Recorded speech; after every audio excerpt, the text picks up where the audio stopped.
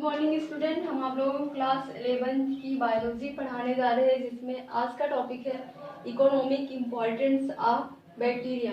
जीवाणुओं का आर्थिक महत्व क्या है। कुछ जीवाणु होते हैं जो हमारे लिए लाभदायक होते हैं और कुछ जीवाणु ऐसे होते हैं जो हमारे लिए नुकसानदायक होते हैं। तो आज आप लोगों को इसमें यही बताया जाएगा कि जीवाणुओं का क्या महत्व है मानव के जीवन में। तो जीवाणु मनुष्य जाति को लाभ व हानि दोनों देते हैं। जीवाणु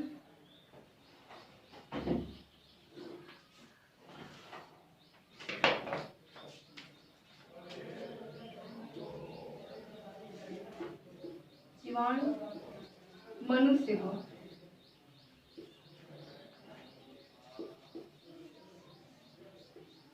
लाभ व हानि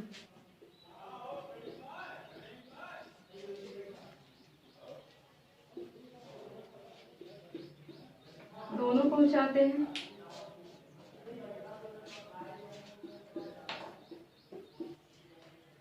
जीवाणु मनुष्य को लाभ व हानि दोनों पहुंचाते हैं। तो इसमें आप लोगों को यही पढ़ना है कि किस प्रकार मनुष्य को जीवाणु हानि पहुंचाएंगे और किस प्रकार मनुष्य को जीवाणु लाभ पहुंचाएंगे। इसमें आप लोगों को यही पढ़ना है।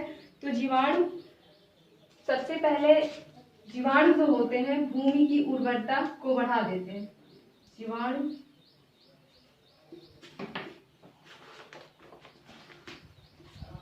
भूमि की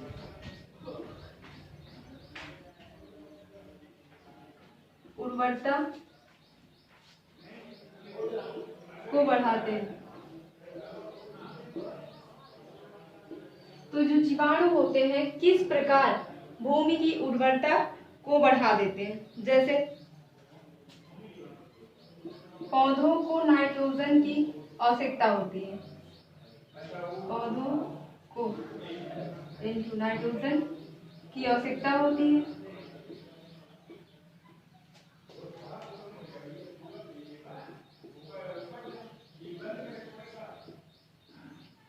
तो पौधों को नाइट्रोजन की आवश्यकता होती है। तो पौधों को नाइट्रोजन कहाँ से मिलता है। आपको पता है कि 78% नाइट्रोजन वातावरण में पाया जाता है।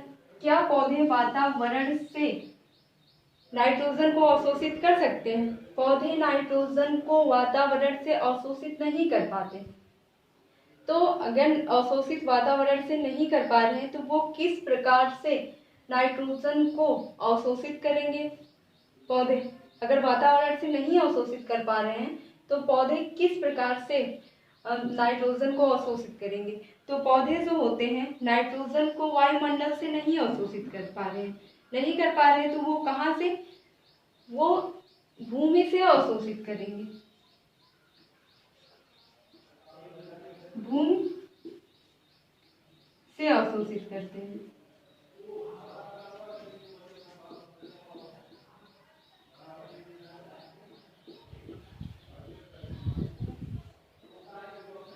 तो अगर पौधे नाइट्रोजन को भूमि से अवशोषित कर रहे हैं तो किस प्रकार अवशोषित करेंगे। तो पौधे जो भूमि से नाइट्रोजन को अवशोषित करते हैं तो नाइट्रोजन फॉर्म में नहीं अवशोषित करते। तो ये अमोनिया के यौगिक के रूप में नाइट्रोजन को लेते हैं।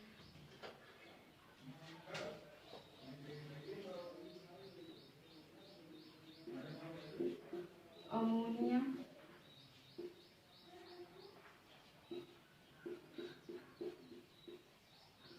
यौगिक, पौधे जो होते हैं अमोनिया यौगिक के रूप में इसको क्या करेंगे, यौगिक को नाइट्राइट में तोड़ेंगे। पहले नाइट्राइट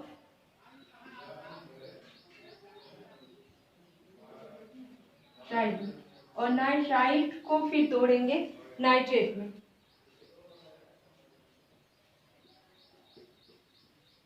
फिर इस फॉर्म में पौधे जो होते हैं इसका उपयोग करेंगे।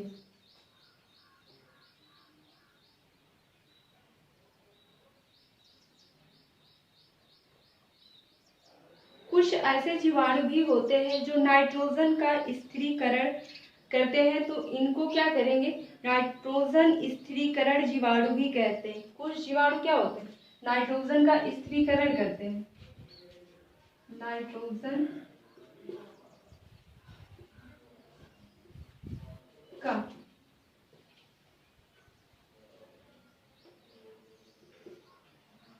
स्थिरीकरण करते हैं।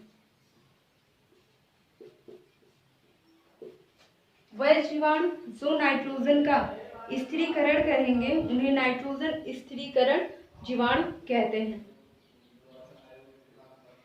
तो इसमें पहला आता है ए, अमोनी कारक जीवाणु।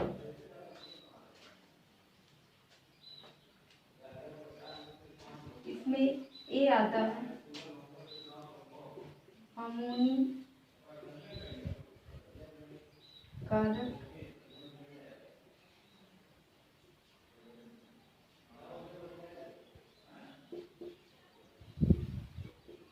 जीवाणु। तो अमोनी कारक जीवाणु जो होता है वो किस प्रकार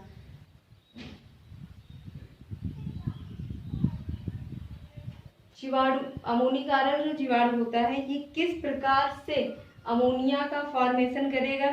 ये क्या होगा? प्रोटीन युक्त पदार्थ होंगे, प्रोटीन युक्त पदार्थ को क्या करेगा? अमोनिया के रूप में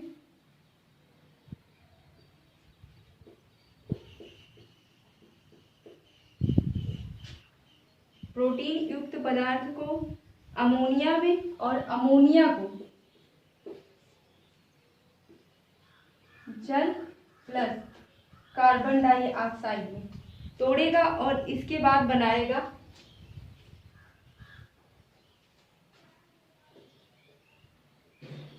जब अमोनिया प्रोटीन युक्त जो पदार्थ होगा वो किस में चेंज होगा? अमोनिया फॉर्म में चेंज होगा। और अमोनिया जो होगा कार्बन डाइऑक्साइड और जल में तोड़ेगा इसको, और जल में तोड़ने के बाद अमोनिया कार्बोनेट का निर्माण करता है। अमोनिया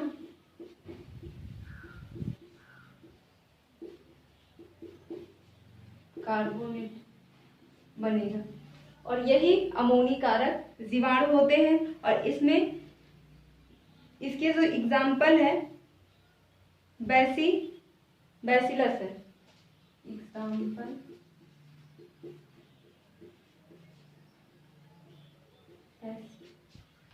बैसिलस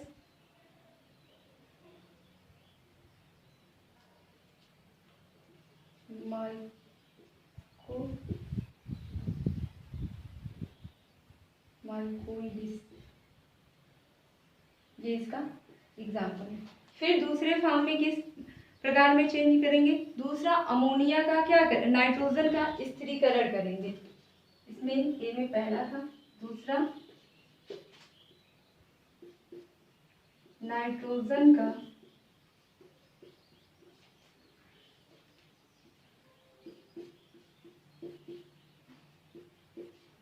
स्थिरीकरण करते हैं। जब नाइट्रोजन का स्थिरीकरण करेंगे ये नाइट्रोजन स्थिरीकारक,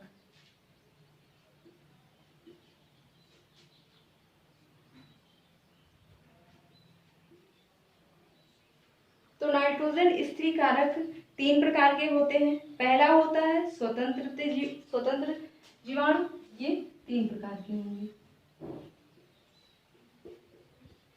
स्वतंत्र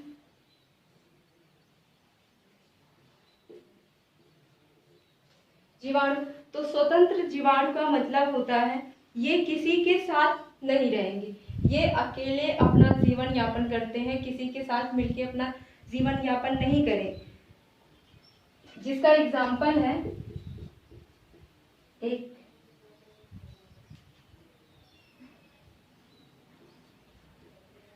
एज़ोटोबैक्टर,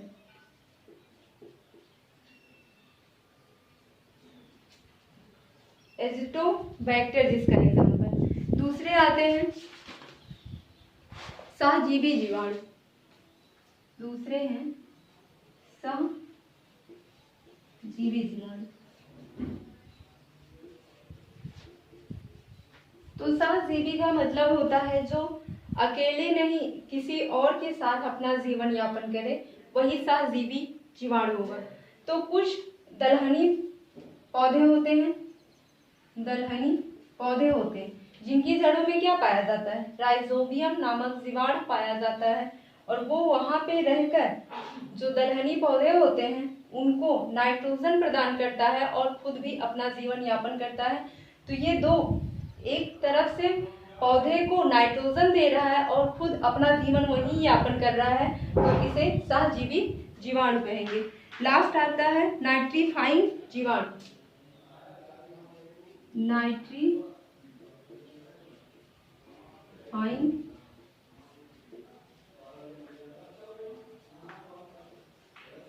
तो नाइट्रीफाइंग जो जीवाणु होता है इसका एग्जाम्पल है राइजोबियम।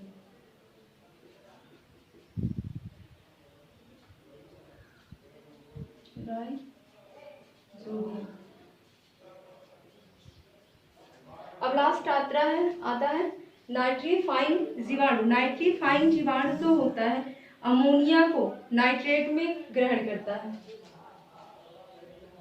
अमोनिया को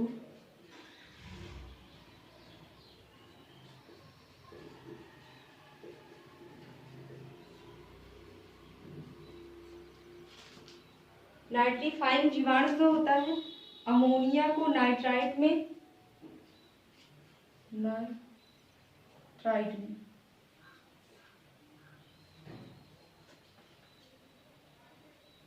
और नाइट्राइट को नाइट्रेट में परिवर्तित करता है, नाइट्राइट को नाइट्रेट में परिवर्तित कर देता है, जिसका एग्जाम्पल है नाइट्रोमोनास और इसका एग्जाम्पल है नाइट्रोबैक्टर। इसका एग्जाम्पल है नाइट्रोबैक्टर,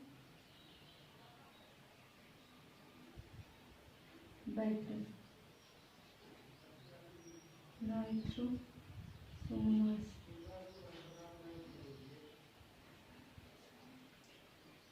तो नाइट्रोजन का स्त्रीकारक जो होते हैं वो 3 प्रकार के जीवाणु करते हैं नाइट्रोजन का स्त्रीकरण।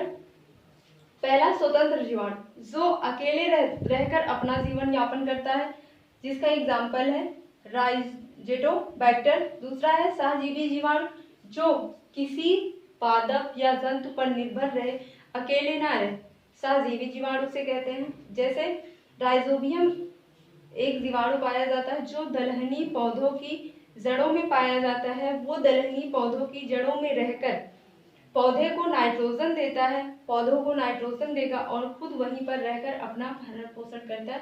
तो वह जीव जो अकेले ना रहकर किसी दूसरे के सहारे रहे उन्हें सहजीवी जीवाणु कहते हैं, जैसे राइजोबियम। नाइट्रीफाइंग जीवाणु किसे कहते हैं? नाइट्रीफाइंग जीवाणु क्या करेंगे? नाइट्रोजन का फिक्सेशन करेंगे, नाइट्रोजन का स्थिरीकरण करेंगे। जैसे अमोनिया को नाइट्रेट में करते हैं, जिसका एग्जाम्पल है नाइट्रोसोमोनास, और नाइट्राइट को नाइट्रेट में परिवर्तन कौन करेगा? नाइट्रोबैक्टर करते हैं। तो ये नाइट्रोजन स्थिरीकारक करते हैं।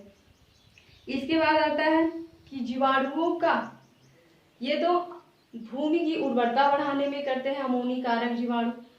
तो अब आपको पढ़ना है डेयरी उद्योग में किस प्रकार इसका उपयोग हम करते हैं जीवाणुओं का।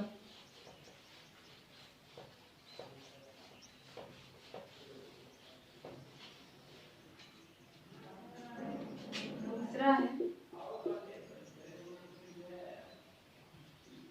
डेयरी उद्योग में।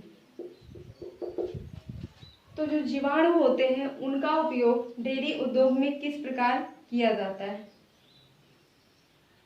इसको एक नाम से LAB के नाम से भी जानते हैं, लैक्टिक एसिड बैक्टीरिया। जो डेयरी उद्योग में जीवाणु का उपयोग किया जाता है उसे लैक्टिक एसिड बैक्टीरिया भी कहते हैं, शॉर्ट फॉर्म में लिखा जाता है। तो दूध जो होता है दही में किसके कारण परिवर्तित हो रहा है? दूध दही में लैक्टोबैसिलस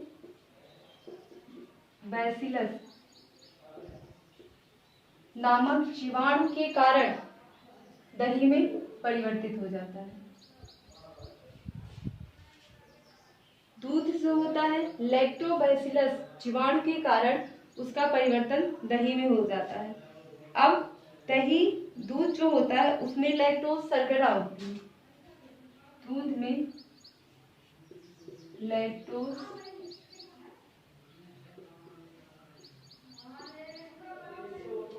दूध में क्या होता है? लैक्टोज शर्करा होती है और इसे लैक्टोज शर्करा क्या करता है? लैक्टिक अम्ल में परिवर्तित कर देगा। लैक्टिक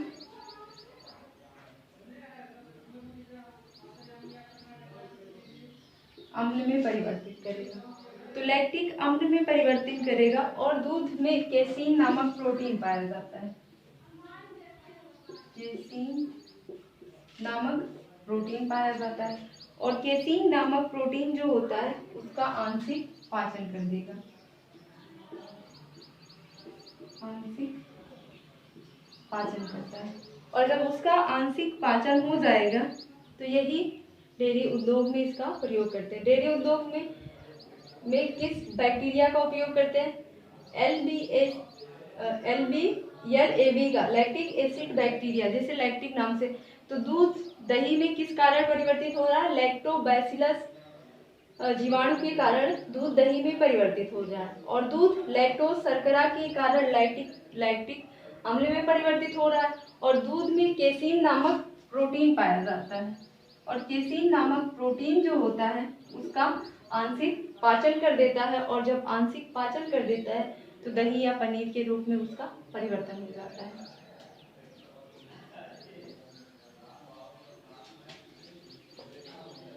अब तीसरा उपयोग इसका करते हैं कहाँ पे?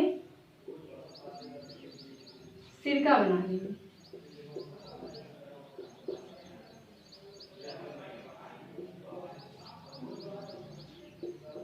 जीवाणु जो होते हैं उनका उपयोग सिरका बनाने में भी किया जाता है। सिरका किस प्रकार बनाया जाता है? गन्ने के रस को कुछ दिन के लिए रख दिया जाता है धूप में और जब उसको धूप में कुछ दिन के लिए रख जाता है तो उसमें छोटे छोटे जीवाणु उत्पन्न हो जाते हैं और वही छोटे छोटे जीवाणु क्या करते हैं? सिरका बनाने में हेल्प करते हैं। इसके बाद आता है प्रतिजैविक बनाने में। चौथा है प्रतिजैविक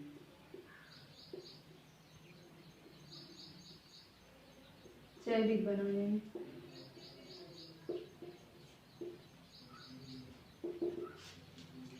कुछ औषधियां होती हैं जिसका उपयोग कुछ जीवाणु होते हैं उनका उपयोग प्रतिजैविक औषधियां बनाने में किया जाता है, जैसे स्ट्रेप्टोमाइसिन।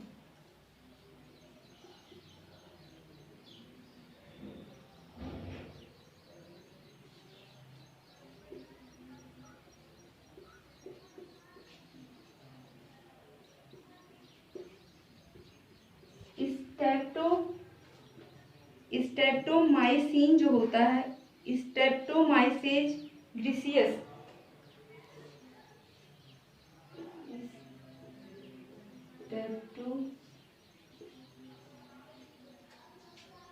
स्ट्रेप्टोमाइसेज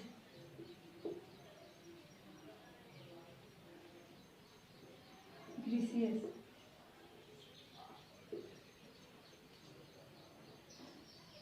में परिवर्तित कर देता। स्ट्रेप्टोमाइसिन जो होता है स्ट्रेप्टोमाइसिस ग्रीसियस द्वारा बनाया जाता है जो प्रतिजैविक औषधि के रूप में इसका उपयोग किया जाता है। पांचवा आता है मल का अपघटन भी कुछ जीवाणु करते हैं। मल अपघटन कुछ जीवाणु होते हैं मल का अपघटन करते हैं। अगर जीवाणु जो होते हैं वो मल का अपघटन ना करें, मल का अपघटन नहीं करेंगे तो क्या होगा? वातावरण में बहुत सी बीमारियां फैल जाएंगी जो क्या करते हैं? वो जटिल कार्बनिक यौगिकों को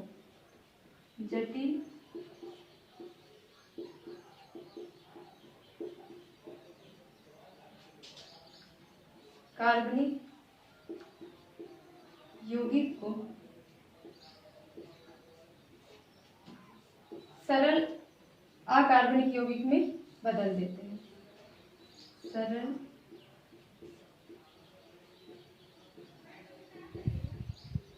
अकार्बनिक यौगिक में बदल देते हैं। इस प्रकार ये मल का अपघटन करते हैं। जो जीवाणु होते हैं मल का अपघटन किस प्रकार कर रहे हैं? जटिल कार्बनिक यौगिकों को सरल कार्बनिक यौगिकों में तोड़ दे रहे हैं। अब तक आपने पढ़ा जीवाणुओं का आर्थिक महत्व, जो लाभप्रद क्रियाएं थी जिनसे आपको लाभ हो रहा था, लेकिन कुछ जीवाणु ऐसे होते हैं जिनसे आपको हानि पहुंचती है।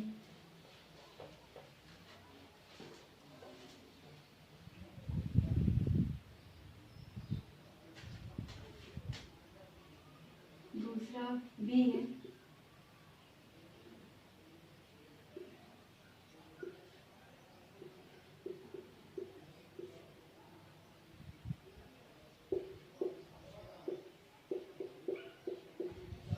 से हानि। जीवाणुओं से हानि किस प्रकार होता है? पहला होता है खाद्य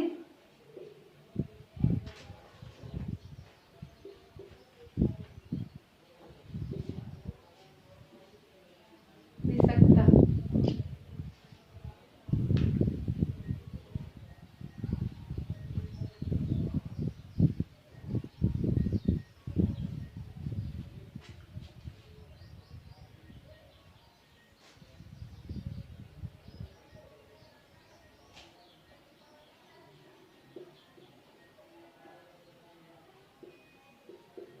जिसे कहा जाता है फूड पॉइजनिंग। किसी किसी व्यक्ति को फूड पॉइजनिंग हो जाता है तो खाद्य विषाक्तता जो होती है वो मनुष्यों में किस प्रकार होती है? तो जो खाना होता है, खाना सड़ने पर खाद्य विषाक्तता उत्पन्न करता है। उसमें बहुत से हानिकारक जीवाणु होते हैं जो उनमें सम्मिलित होते हैं, और सम्मिलित होने पर आप उसको खा लेते हो, और खा लेने पर आपके अंदर फूड पॉइजनिंग हो जाती है और आप गंभीर रूप से बीमार हो जाते हैं। और कभी कभी फूड पॉइजनिंग भोजन करने से इंसान की मृत्यु भी हो जाती है। और ये सड़ाने पर इसे क्या करते हैं? टॉक्सिक अम्ल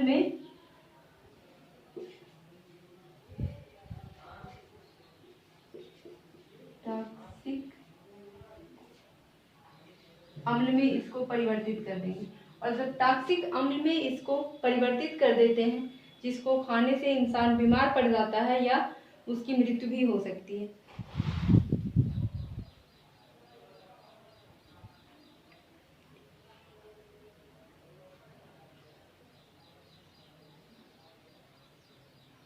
जिसका एग्जाम्पल है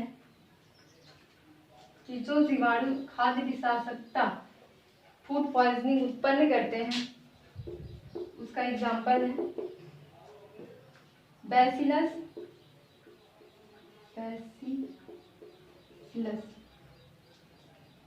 डिनाइट्रिफिकेंस।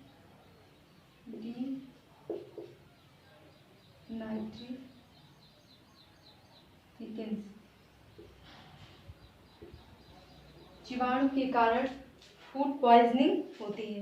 अब लास्ट आपको पढ़ना है कि मनुष्य में कौन कौन से रोग होते हैं जीवाणुओं के कारण, और पौधे में कौन कौन से रोग होते हैं जो जीवाणुओं के कारण उत्पन्न होते हैं। मनुष्य में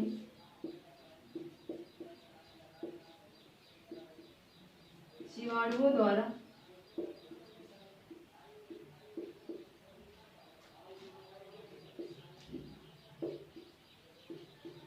होने वाले रोग। तो मनुष्य में जीवाणुओं द्वारा कौन कौन से रोग होते हैं?